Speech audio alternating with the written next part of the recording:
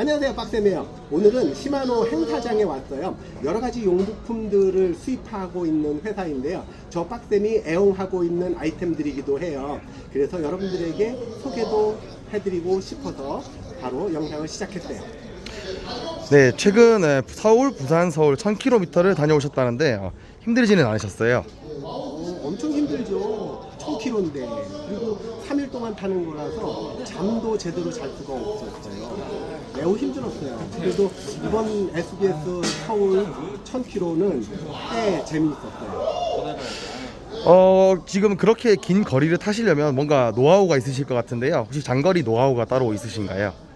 그렇죠. 장거리 노하우라는 것은 분명히 있죠. 두 가지로 압축할 수 있는데, 첫 번째는 무리하지 않는 것. 여러분들 흔히 들으셨던 그 페이스 조절이라는 거 있죠. 이 부분이 굉장히 중요한 부분이에요. 특히 분위기에 휩쓸려서 막 힘이 난다고 막 빨리 가고 이러다가 자기 페이스를 놓치면 근육에 몸에 무리가 굉장히 많이 오죠. 이것이 첫 번째 데미지 컨트롤 단계예요. 이 부분을 조절을 하신다면 여러분들이 100kg짜리 10번 하는 것처럼 느껴지실 수 있어요. 굉장히 쉬워요. 여러분들도 한번 해보세요. 그렇다면 장거리를 다니시려면 그런 노하우나 테크닉 말고 장비가 또 중요할 것 같거든요. 혹시 사용하시는 장비를 좀 소개해 주실 수 있으신가요? 그렇죠. 장비는 굉장히 중요한 게 랜드로스 같은 경우는 완주를 위해서는 생존이 우선이에요. 살아남을 수 있어야 완주를 할 수 있죠.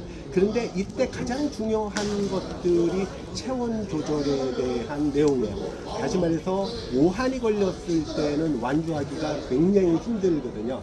그래서 최대한 체온을 유지할 수 있는 방법들 때문에 아주 좋은 의류들이 필요로 하고, 그 다음에 안전장구들도 매우 중요하고, 또 신발 같은 경우도 나의 에너지들을 최대한 효율적으로 활용하기 위해서 좋은 기능성 신발을 신는 것들, 이런 것들이 아주 중요해서요. 참고로 제가 사용하고 있는 것들을 간단하게 좀 소개시켜 드려보면, 일단 헬멧 같은 경우는 세계에서 가장 오래됐다라고 하는 벨기에 브랜드인 그 레이저라고 하는 브랜드예요. 굉장히 가볍고 통풍성도 좋아서 특히 장거리 할 때 아주 좋죠. 조금이라도 무겁다라고 하면은 목, 어깨도 굉장히 좀 무리가 많이 가죠. 그래서 가벼운 헬멧, 그리고 통풍이 잘 되는 헬멧을 쓰면서 중요한 안전에 관련된 내구성도 필요로 한 거예요.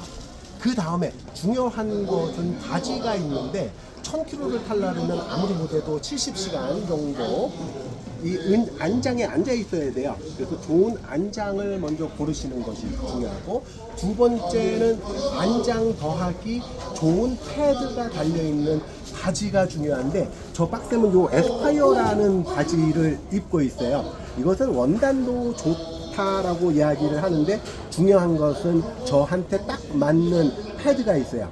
바깥쪽 부분은 조금 좀 쑥스럽지만 보시면 바깥쪽 부분은 좀 단단하고요. 안쪽은 말랑말랑한 이중 구조의 패드가 있어서 체중을 분산시켜주고 통증을 완화시켜주는데 아주 중요해요. 제가 이 패드로 바꾸고 나서는 70시간을 타도 엉덩이 까짐이 없었거든요. 그리고 이 패드의 그 안감이라고 할까, 이 부분이 굉장히 맨질맨질해서 피부 까짐이 생기지 않아서 굉장히 도움이 많이 됐고요. 그 다음에 좋아하는 것은, 보통 랜더러스처럼 장거리에는 낮에 뜨거운 날씨도 있지만 밤에 되면 일교차가 굉장히 심해져요. 특히 야간 라이딩 할 때 무릎의 체온을 유지하지 못하면 장경 인대에 염증이 생길 수도 있고 무릎 통증들이 많이 생길 수가 있어서 필히 써야 되는 것은 보통 니워머인데, 이것도 저 같은 경우는 좀 에스파이어 니워머를 써요. 요것은 니워머이면서도 저 빡쌤이 다리가 조금 짧거든요. 그런데 이 니워머가 꽤 길어요. 그래서 남들한테는 니워머지만 저 빡쌤한테는 레그워머로 사용되고 있다라고 보이고요. 그 다음에 양말도 매우 중요한데, 이 양말은 메리노 소재로 만든 양말이 있어야 비가 왔을 때, 젖었을 때, 그리고 겨울 찬 바람이 들어왔을 때도 발가락 쪽 체온을 유지하는 데 매우 좋고요. 그리고 마지막으로 요 신발은 에스파이어 신발이에요. 굉장히 기능성이 좋고 이 다이아를 풀고 페달링을 해도 이 신발이 들썩들썩 거리지 않을 만큼 아주 잘 잡아주는 효능 아주 좋아요. 이 부분은 거의 시간당 한 5,000번 정도 페달링을 할 거예요. 왼발 5,000번, 오른발 5,000번. 이 정도 페달링을 할 때마다 신발이 들썩들썩 거린다고 하면은 매우 에너지 효율이 나쁠 거예요.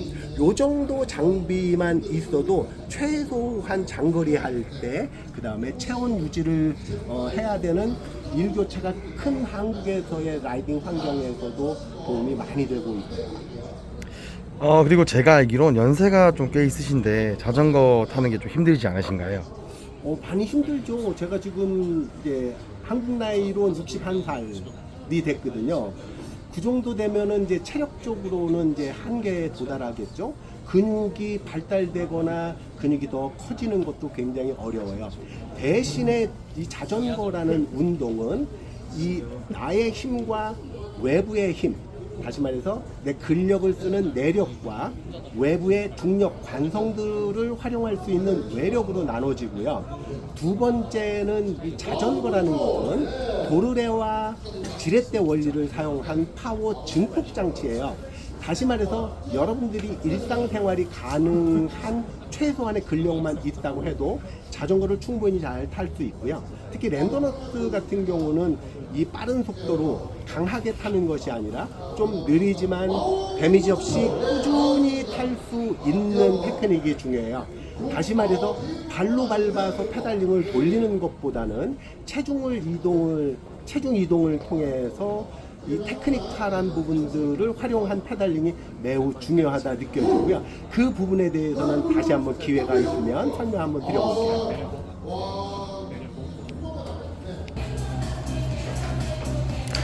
네. 그리고 장거리 라이딩에 입문하시는 분들을 위한 팁이 따로 있으실까요?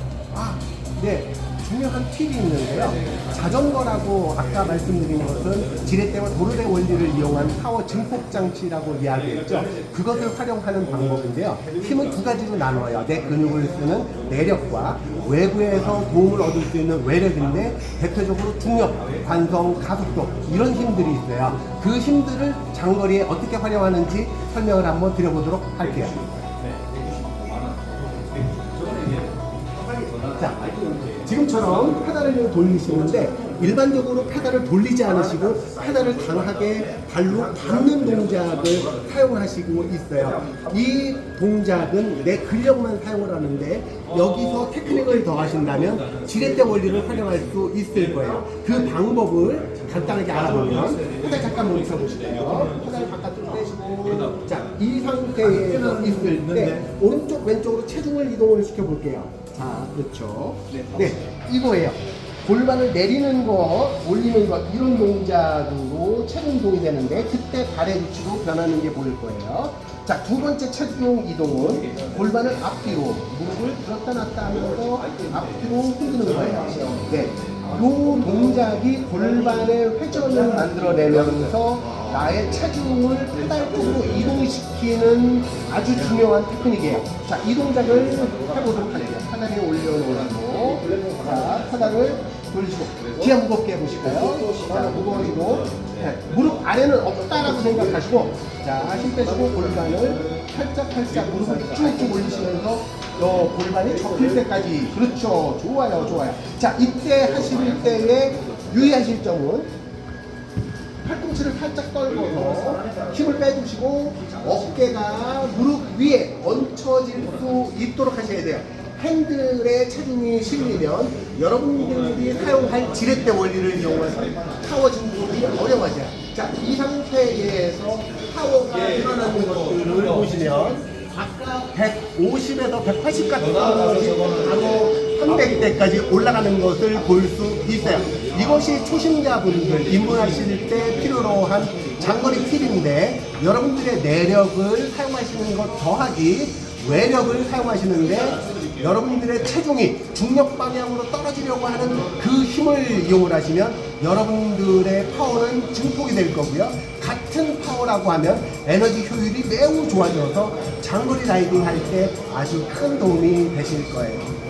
오늘은 여기까지 설명을 드려봤는데, 지금까지 여러분들이 장거리 라이딩, 특히 저 빡쌤이 했던 그 노하우들을 여러분들하고 함께 공유하는 시간이 되었으면 좋을 것 같아요. 지금까지 빡쌤이었고요. 도움이 되셨다면 좋아요 눌러주시는 것 잊지 말으시고요. 감사합니다.